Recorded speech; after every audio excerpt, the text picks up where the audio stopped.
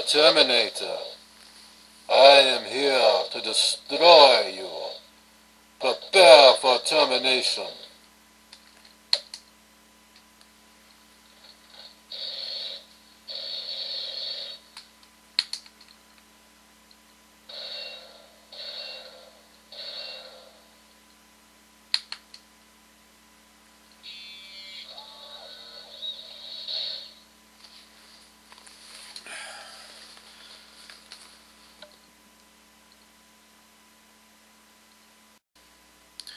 Action, action, action. That's how I describe this movie, Terminator Salvation. It had a lot of action in it. Before I move on to the review, I'm really excited.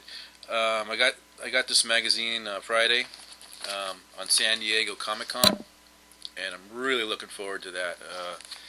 My first San Diego Comic Con, so I'm really looking forward to it. But anyways, let's move on to the story. Um, I'll read you a little bit of the summary of the movie here, and here it goes, just to give you an idea about what the movie's about and stuff.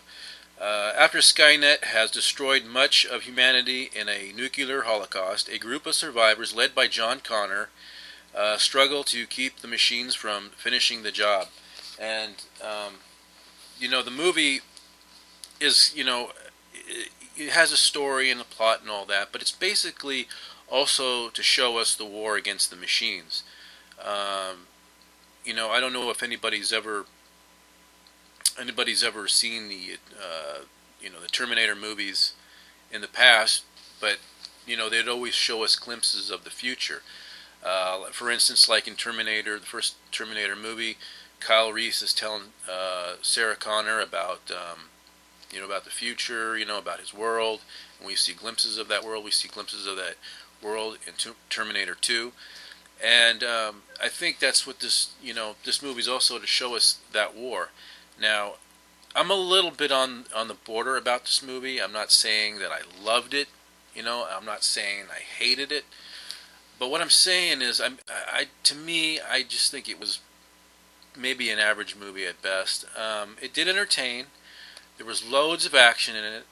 Now, but there were things that disappointed me, like the world in this movie. I was expecting, more of a bigger, relentless war that just, was just continuous, and the humans against the machines, and just an all-out battle, just continuous battle. And Skynet didn't seem as big as I thought it was going to be. I mean, all we have in this movie, we have the Skynet plant.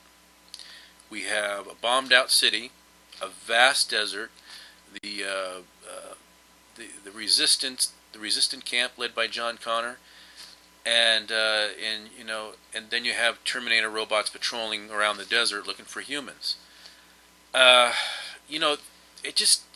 This world in this movie seemed more like a Mad Max world. Desert world where you have every now and then is something going on.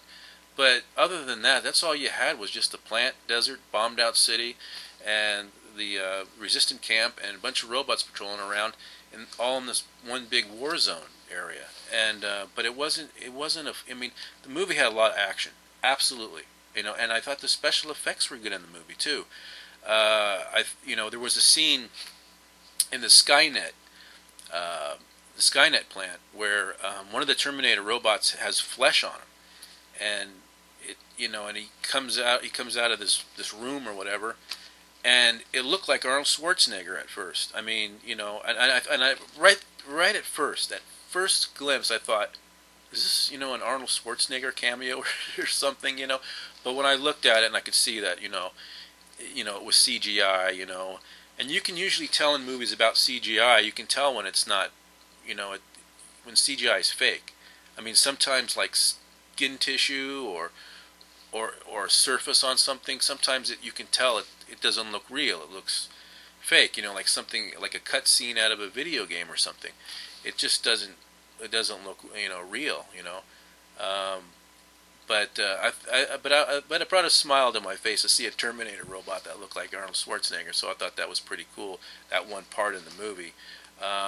The other Terminator, or the other machine, the character of Marcus Wright, who had flesh on him too. He was a good guy, and he was helping the resistance. I thought that actor did a brilliant job in that role, and I was more impressed with that character than out of any of the characters in the movie. One of the characters I did not like was Kyle Reese.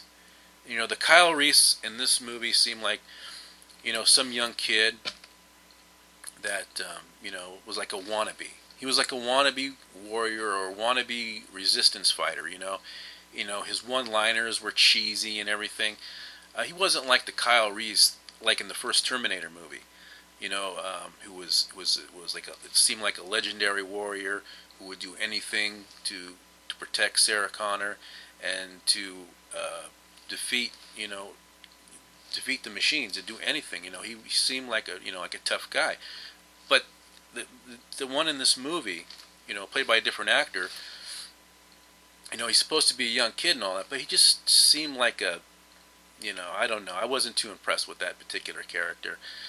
As far as Christian Bale's performance, I hear a lot of people saying that they were kind of they thought it was kind of tacky, that he was still using his Batman voice.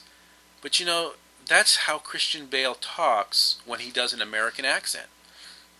I mean, the guy is really British, and from that part of the world, and when he tries to sound American, that's how he sounds. Now, I remember there were some movies, I can't remember what they were, I've seen them on TV before, but I can remember there were some movies before Batman Begins, Dark Knight and Batman Begins. I remember there was some movies before those movies where he would talk that way. So, I think that when people say that, well, it's just the way, he's talking like Batman, but that's his way of speaking with an American accent.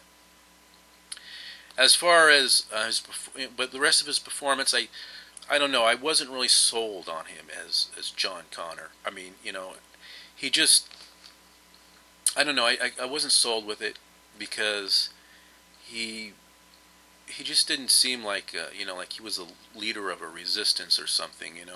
I just wasn't sold. I mean, I just wasn't sold of him being John Connor. I just didn't do it for me. But overall, the movie was okay. I thought it had some pretty cool elements in it. But overall, I have to say that I got to I got to give the movie I give it a B minus, and I give it a mild thumbs up. I thought it was okay. Excuse me, I'm getting over a cold right now. But I thought it was an okay movie. I wouldn't say it was great, but the special effects were good. The action was good. So that's my review. And everybody, take care. Alta la vista, baby.